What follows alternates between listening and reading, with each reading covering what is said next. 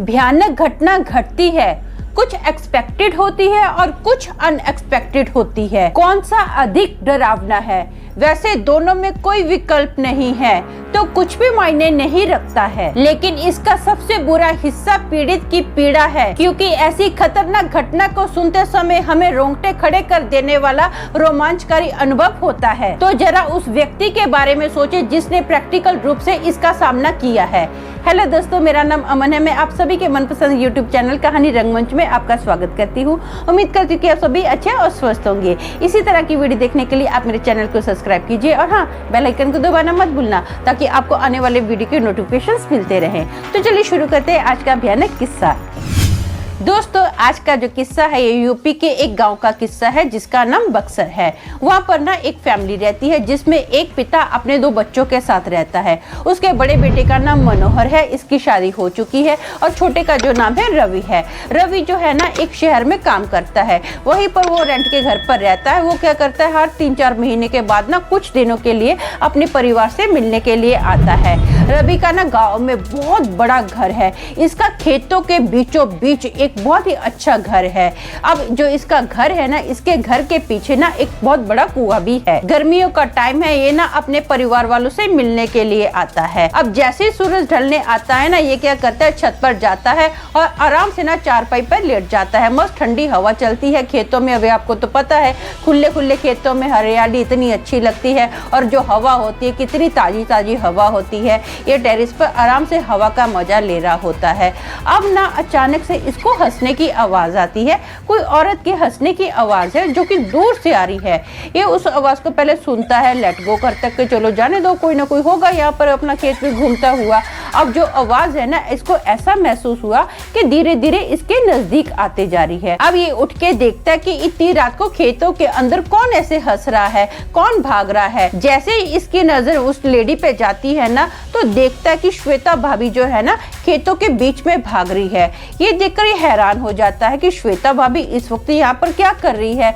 जो श्वेता भाभी होती है ना, इनके पड़ोस में एक फैमिली रहती है। इसका एक दोस्त होता है जिसका नाम राजू है, उसकी ये वाइफ होती है। तो ये बोलते श्वेता भाभी इस वक्त अकेले क्या कर रही है। इसको थोड़ा अजीब लगता है। पहले दिन तो ना ये इस बात को लेट गो करता है कि चलो ठीक है, जाने दो, मुझे क्या लेना देना है। अब ना दूसरा दिन आता है, वैसे ही सूरज ढलता है और ये टेरेस पर जाता है, चारपाई पे लेट जाता है। इसको फिर से हंसने की आवाज आती है। अब ये उठ के देखता है तो फिर से इसको श्वेता भाभी खेतों के अंदर भागते हुए नजर आती है।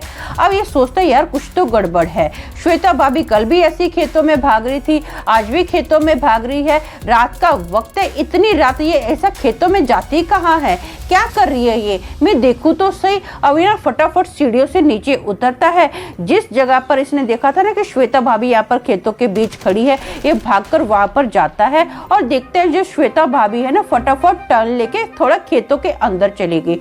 ये भी फटाफट टर्न लेता है। जैसे जिस जगह पर श्वेता भाभी गई थी ना, वैसी जगह पर उस जगह पर जाके देखता है तो वहां पर श्वेता भाभी होती ही नहीं है। इसको कोई नजर नहीं आता, कोई हंसने की आवाज नहीं आती है।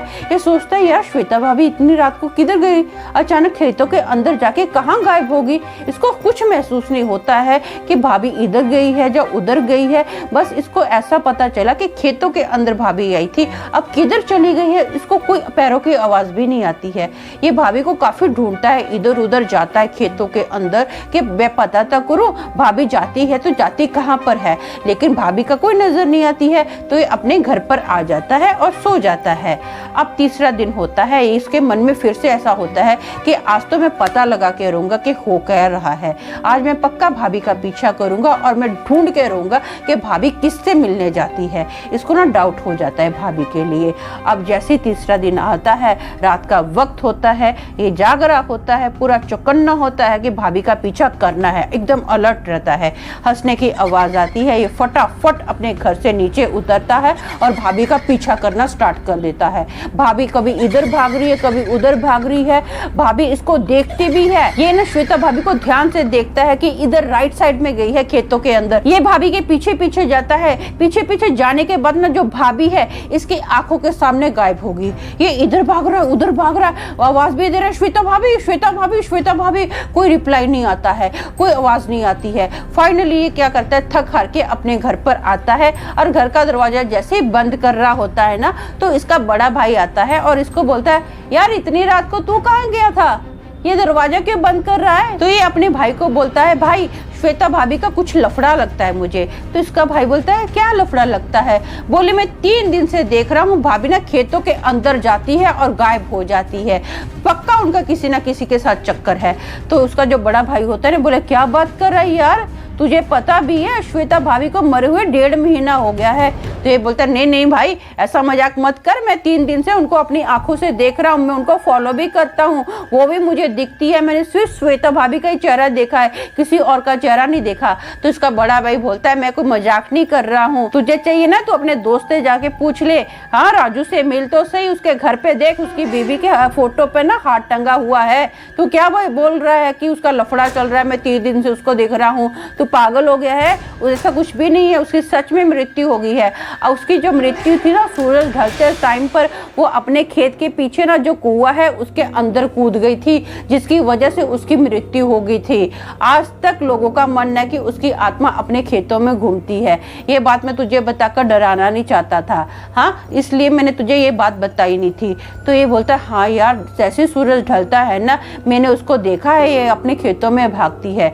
अब ना ये बात सुनकर इसको ऑन द स्पॉट बुखार आ जाता है।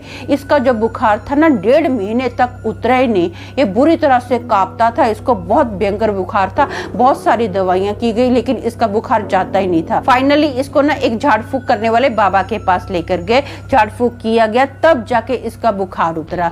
तो दोस्तों, मेरा मानना ये है कि हमें ना भूत प्रेत कभी भी किसी भी रूप में आके मिल सकते हैं, यहाँ तक कि वो हमारे बाजू में बैठे होंगे ना, हम लोग उनको पहचान भी नहीं सकते हैं। हमारे साथ कब खाना खा के चले जाए हमको कुछ पता ही नहीं चलता है। जब पता चलता है ना, तो उसका हाल भी ऐसा ही होता है जैसा इसका बुखार का हुआ था। ऐसा हमको क्या है, थोड़ा सावधानी बरतनी चाहिए। अब जितने भी सावधानी बरतेंगे, भूत प्रेत कभी भी किसी भी रूप में आ सकते हैं। मैं तो यही बोलूँगी, कुछ नहीं कर सकते हैं। तो आज के लिए बस इतना ही, कल फिर मिलूंगी और एक भयानक किस्से के साथ। तब तक के लिए शालोम, शांति और सलाम।